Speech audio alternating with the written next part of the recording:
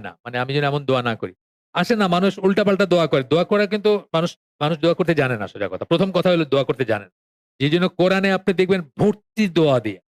আল্লাহ শিখায়ে দিচ্ছেন আপনাকে। আপনার বাবার জন্য, মার জন্য কি দোয়া করবেন আল্লাহ আপনাকে শিখাই দিতেছেন। আপনার মাথায় কোনদিন এটা আসতো না। আমি তো বলতে পারি কোনদিন আসতো না। এত সুন্দর যে মানে পাখি যেভাবে তার থানার উপরে করে দেয়। এই যে কথাগুলো বলছেন আমার মাথায় কোনদিন আসতো না এটা। বা এই সূরা হাসরের ১০ নম্বর আয়াতে যে দোয়াটা আছে যারা আমার আগে ঈমানে চলে গেছেন, ঈমান নিয়ে চলে গেছেন, তাদের সবাই জন্য মাফ চাইতেছেন। এই দোয়া আপনার মাথায় কোনদিন আসতো না। দোয়াও কিন্তু মানুষ চাইতে জানে না। দোয়াও চাইতে জানে না এবং দোয়াও আল্লাহ শিখায় দিছে।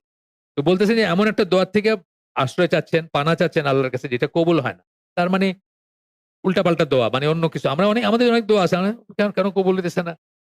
এই মেয়েটার সাথে এত, এত সময় কাটাইলাম, কলেজে, ইউনিভার্সিটিতে ঘুরলাম। আমার সাথে তো বিয়া হইল না। আল্লাহর কাছে কত চাইলাম। মানে এইটাও মানুষের আছে যে আল্লাহর কাছে চাইলাম আমি। মেয়েটা চাইছিলাম আল্লাহর কাছে। তো আপনি যে তার আগে যে গুনাহগুলো কইরে আসছেন অথবা এটার পরিণতি সম্বন্ধে একমাত্র আল্লাহই জানেন। কি পরিণতি হইতে যাইতেছিল। তো আপনার দোয়া কবুল হয় নাই। আপনি তখন আল্লাহর এগেইনস্ট এ অভিযোগ করতে শুরু করলেন। তো আল্লাহ রাসূল বলতেছেন, সেই দোয়াই যেন আমি না করি। গেল। আমাদের আজকের আয়োজন আমরা এখানে শেষ করে দিলাম। পারলাম না। আরো অনেকটুকু বাকি আছে। আল্লাহ আগামী দিন আমরা শেষ করব। এরকম আরেকটা কি জানি ছিল। ২ পর্বে হইছে আরেকটা আয়োজন। আমরা চেষ্টা করব আগামী দিন দেখতে। সুবহানাকা আল্লাহুম্মা ওয়া বিহামদিকা আশহাদু আল্লা ইলাহা ইল্লা আনতা আস্তাগফিরুকা ওয়া আতুবু ইলাইক। আমরা যে শুনলাম তার ভিতরে ভালো কিছু শুনে থাকলে সমস্ত প্রশংসা আল্লাহর আলহামদুলিল্লাহ। খারাপ কিছু শুনে থাকলে সমস্ত ব্যর্থতা আমার এবং সেটা শয়তানের তরফ থেকে। আল্লাহ আমাদেরকে তৌফিক দেন যে ভালো শুনলাম তার উপর আমল করার।